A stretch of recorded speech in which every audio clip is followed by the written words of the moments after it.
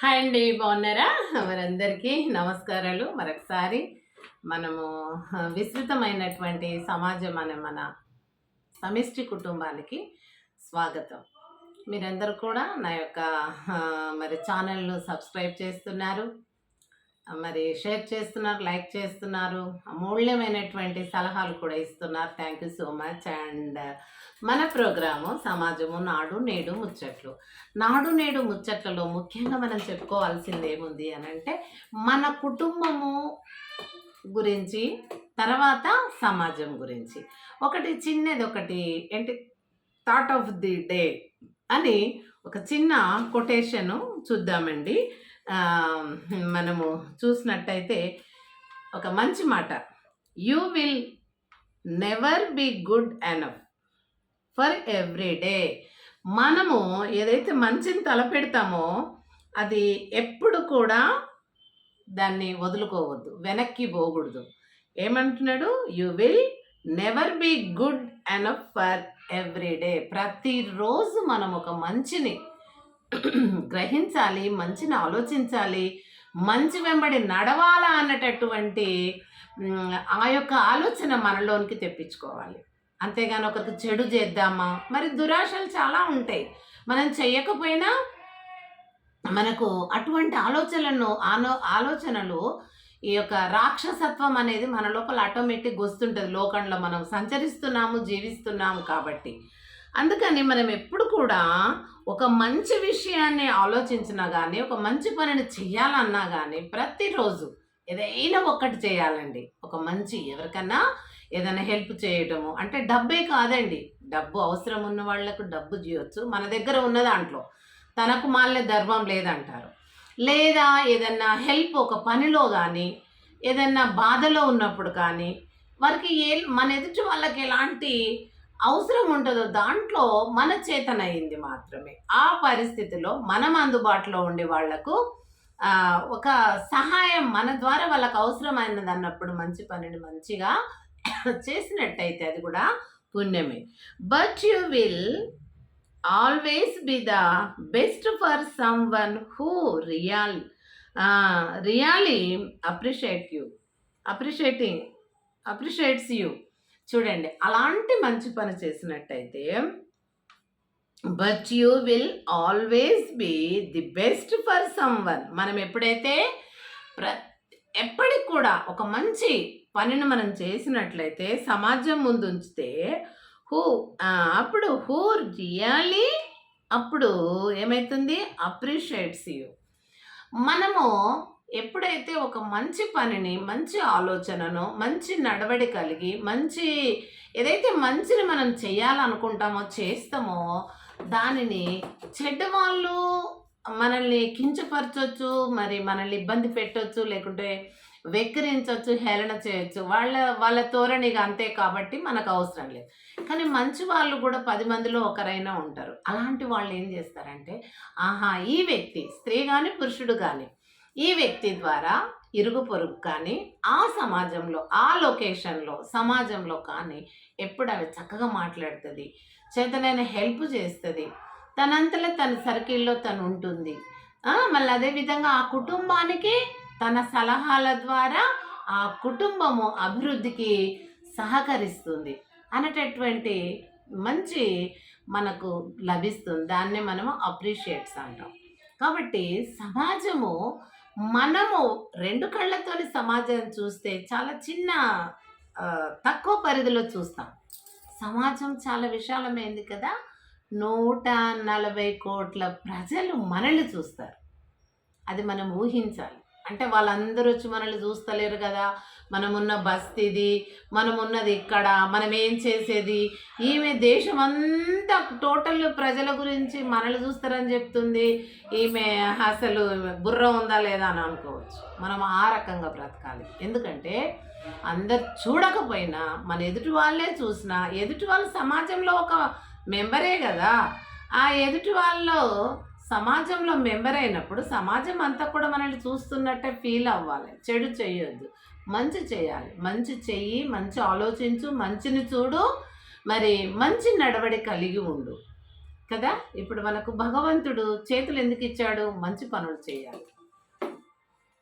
చేతులతో కూడా మనం దొంగతనం చేయొచ్చు, ఇంకేదో చేయొచ్చు. మరి అలాగనే మనకిచ్చిన కళ్ళు మంచినే చూడాలి. ఎవరైనా మన గురించి కానీ ఇతరుల గురించి కానీ చెడు చెప్పినప్పుడు మనం చూడండి, మనం అది లెక్కలోకి తీసుకోకూడదు. అది మన కళ్ళతోనే నిజంగా చూస్తే అది చెడు అనిపిస్తే మనం దూరం వెళ్ళాలి. మనం బుద్ధి చెప్పాల్సి వస్తే అక్కడ వినే రకంగా ఉంటే వాళ్ళకు బుద్ధి మాట కూడా చెప్పొచ్చు, జ్ఞానోపదేశం కలగచేయవచ్చు. అట్లా కూడా కొంతమంది నోట్లో ఒకరైనా మారుతారు.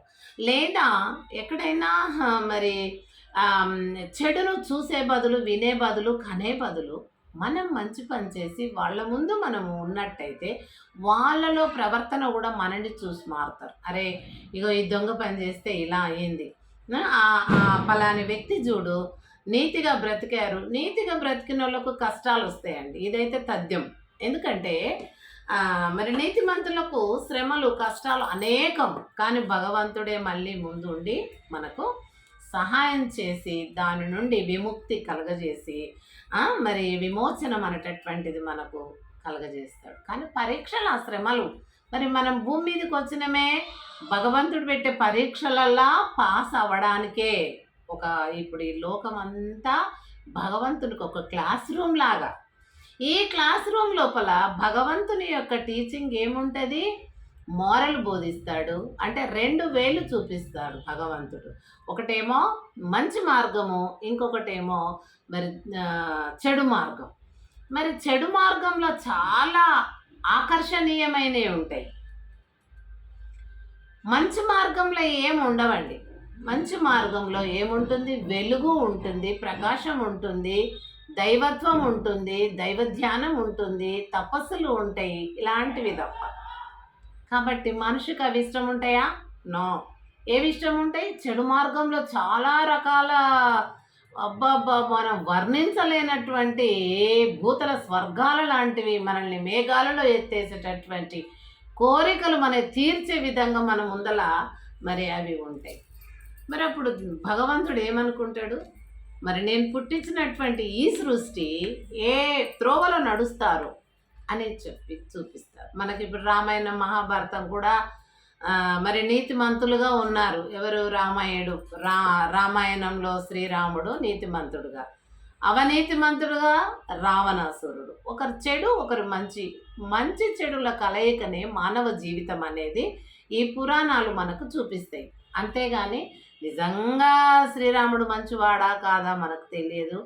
అసలు ఆయన ఉన్నాడా లేదో కూడా మనకు తెలియదు ఆ రోజుల్లో. మరి అలాగే రావణాసురుడు కూడా నిజంగా మంచా చెడో మనకు తెలియదు. ఆ రోజుల్లో మనం లేము. అవన్నీ కథలు. రామాయణము, మహాభారతము కవులు రాశారు.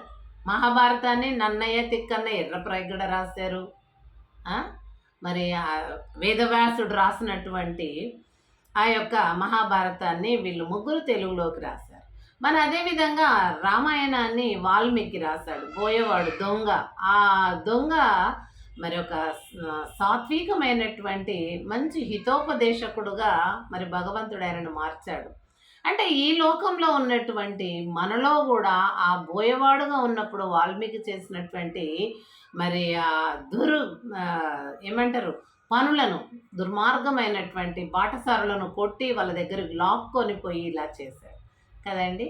కాబట్టి మరి అటువంటి చెడు నుండి భగవంతుడు కడగడానికి నాలుక పైన అక్షర బీజం రాసి ఆయనను ఒక వాల్మీకిగా, అంటే ఒక పుట్టగా పెరిగి అది ప్రపంచానికంతా కూడా, ప్రపంచం అంటే మన దేశంలో ఎక్కువగా రామాయణ మహాభారతాలే ఉంటాయి కాబట్టి ఇక్కడ మనము దాన్ని పూజనీయకంగా చూస్తున్నాం. శ్రీరాముడు ఇలా పుట్టాడు, ఇలా జరిగింది, ఇట్లా త్రేతాయుగం, ద్వాపరయుగము, కృతయుగము, కలియుగం, ఇలా అవన్నీ కూడా మరి రామాయణం వాల్మీకి రాస్తే మరి ఎందరో కవులు, ముళ్ళా కానీ, మరి మాధుర్ కానీ, లేకుంటే భాస్కర రామాయణం కానీ, ఇలా చాలామంది అనువదించారు సంస్కృతం నుండి. మరి సంస్కృతంలో ఉన్నటువంటి మహాభారతాన్ని తెలుగులోకి నన్నయ్య, ఎర్రప్రగడ, మరి తిక్కన సోమయాజులు వాళ్ళు ముగ్గురు కవులు రాశారు. మరి ఇటువంటివి మనము కొన్ని మోరల్ అమ్మకాలు తీసుకుంటున్నాం. మంచి చెడు రెండు ఉంటున్నాయి అందులో కూడా. మరి చెడును వదిలిపెట్టాలి, మంచిని స్వీకరించాలనే మనకు రామాయణ మహాభారత కథలు చెప్తున్నాయి. కౌరవులు చెడుగా ఉన్నారు, పాండవులు మంచిగా ఉన్నారు. పాండవులదే మనము నేర్చుకోవాలి, ఈ యొక్క కౌరవులది నేర్చుకోకూడదు. రామాయణంలో చూస్తే ఏంటి, రావణాసురుడు చెడుగా ఆ పాత్ర, అది మనము స్వీకరించొద్దు, ఆ రకంగా నడవకూడదు. శ్రీరాముడు నీతిగా ఉన్నాడు, శ్రీరాముని చూసి నేర్చుకోవాలి. శ్రీరామునికి అన్ని కష్టాలే. ఇలా మనం కూడా భూమి మీదకి వచ్చినాము అని అంటే ఆ కవులు ఊహించి రాసినటువంటి ఆ కథలలోని సారాంశము కూడా మారల్ అనేది ఉంది కాబట్టి మానవుడు జాగ్రత్తగా మరి ఆ రకమైనటువంటి కష్టాలు కూడా ఎదుర్కొనేటటువంటి శక్తి మనకు భగవంతుని ప్రసాదించాలని ఆ భగవంతుని ధ్యానంలో మనం కోరుకుంటూ మన జీవన విధానం మన కుటుంబాలను నడిపించుకుంటూ ఉండాలండి. Thank you so much.